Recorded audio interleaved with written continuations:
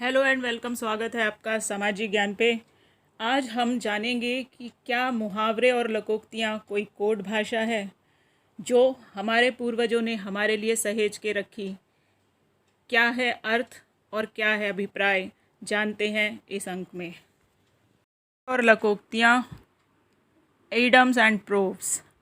हिंदी में कभी कभी लिखते या पढ़ते समय अर्थ को विशिष्ट बनाने के लिए कुछ विशेष शब्दों का प्रयोग करते हैं जो साधारण अर्थ बताते हुए भी विशिष्ट अर्थ बताते हैं। जैसे उल्लू बनाने का अर्थ मूर्ख बनाना, मतलब जैसे हम खेलते हैं आपस में तो बनाते, मैंने तो तेरा उल्लू बनाया, मैंने तो तेरा उल्लू बनाया।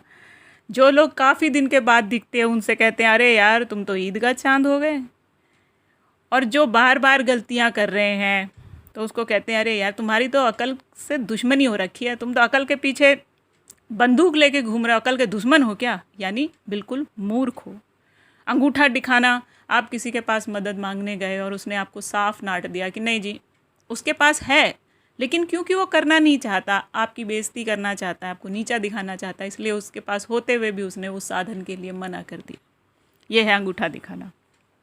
आकाश पाताल एक करना, बहुत कड़ी मेहनत करना। देखिए हम बचपन से सुन रहे हैं मेहनत करने वालों की हार नहीं होती। आप मेहनत करेंगे तो हो ही नहीं सकता कि आप कभी हार जाएं। ऐसा हो सकता है कि आप परेशान हो जाएं कि मैं कितनी मेहनत कर रहा हूँ। मेरे साथ भी ऐसा होता था, मुझे समझ में नहीं आती थी कि मैं क्या करूँ, कहाँ जाऊँ। मैं इतनी मेहनत करती हूँ, पता नहीं मैंने कम से कम 250-300 एग्ज़ाम्स दिए होंगे और हर एग्ज़ाम में ऐसे दे के निकली कि जैसे मुझे पूरा कॉन्फिडेंट था कि हाँ ये एग्ज़ाम में आंसर तो मैंने सही लिखा है, बट जब रिज़ल्ट आता था मैं फ़ेल हो जाती थी। और मुझे समझ में नहीं आता था कि आखिर भगवान ने मेरे लिए रचा क्या है, किधर ले जाना चाहता है। इसी तरह से है आँखों में धूल झोंकना। लोग बड़ी सफाई से झूठ बोलते हैं, काम किसी और का होता है, बताते हैं मैंने किया है जी, आँखों में धूल झोंकना। अंधे की लाठी होना, एकमात्र सहारा होना, इकलौते बच्चे होना।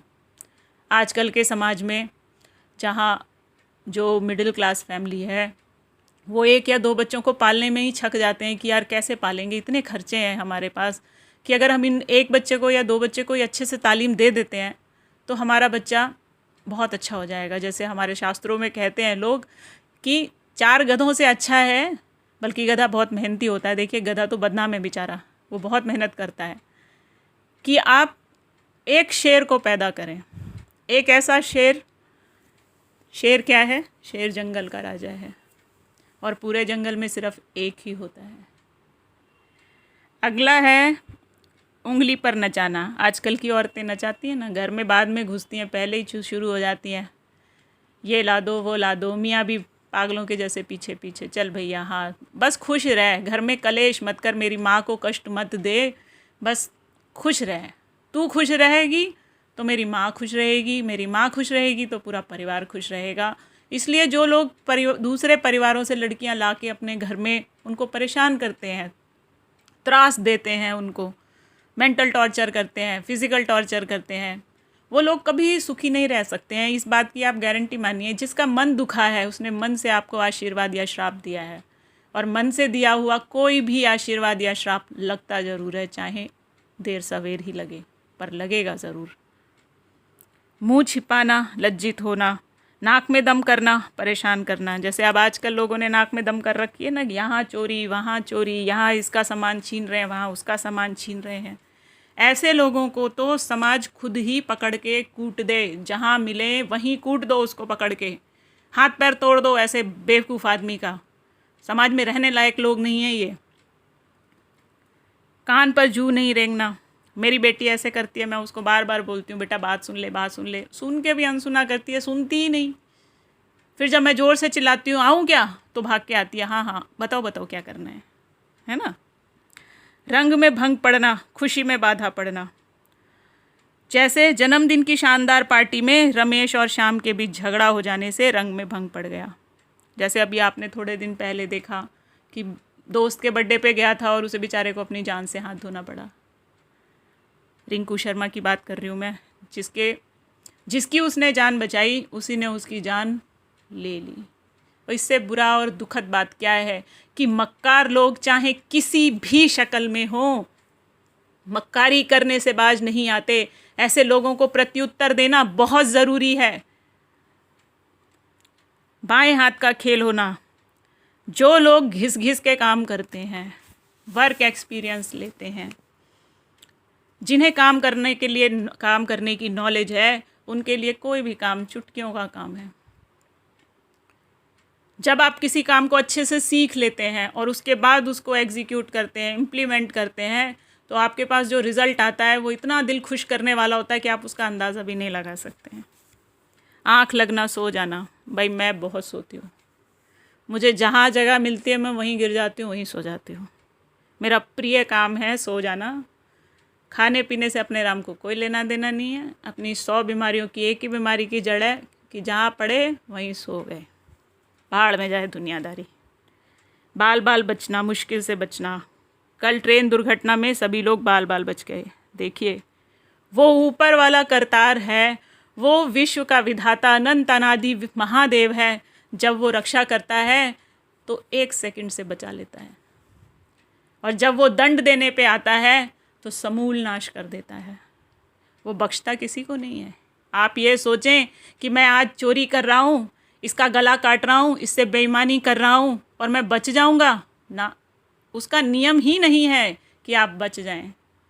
गलती करी है तो सज़ा मिलेगी और पूरी मिलेगी। ये हो सकता है अगर आपने अपनी गलती का प्रायश्चित कर लिया, मन में ये आ गया कि मेरे से बहुत बड़ी गलती हो गई, भूल हो गई, हे ईश्वर, हे महादेव, हे अनंत अनादि देवता, मुझे माफ़ कर दो, तो वो इतना दयालु है कि आपके प्रायश्चित पे आपको माफ़ ज़रूर कर देगा।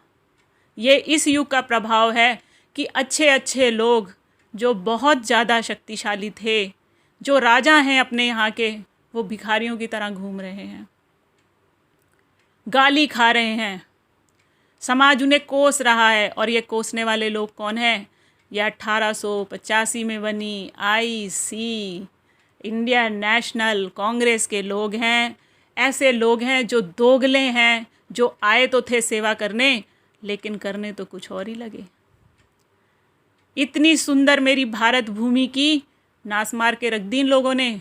इन लोगों को तो जूतों से मारना चाहिए। ये जिस गली मोहल्ले से निकलें, इनकी ऐसी दुर्गत बनानी चाहिए कि ये भी याद रखें कि इनका पाला सनातनियों से पड़ा है। सनातनी कोई कमज़ोर नहीं है। हाँ, हम हाथी हैं, हाथी। हाथी के बच्चे को देखा है आपने? कई बार देखा होगा आपने। उसको अपनी ही ताकत का अंदाज़ा नहीं होता है।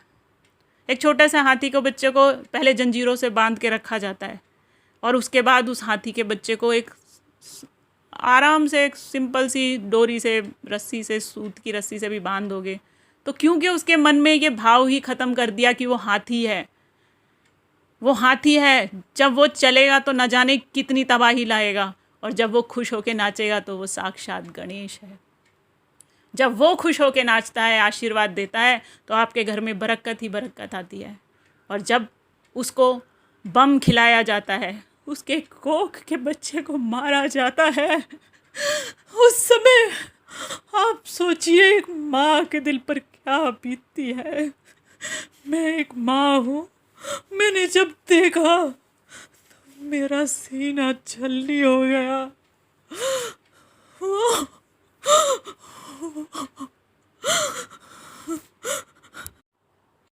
ऐसा नहीं होना चाहिए था। वो मेरे गणपति गणेश है, माँ पार्वती के लाल है, उनके साथ ऐसा नहीं होना चाहिए था। हुआ गलत हुआ।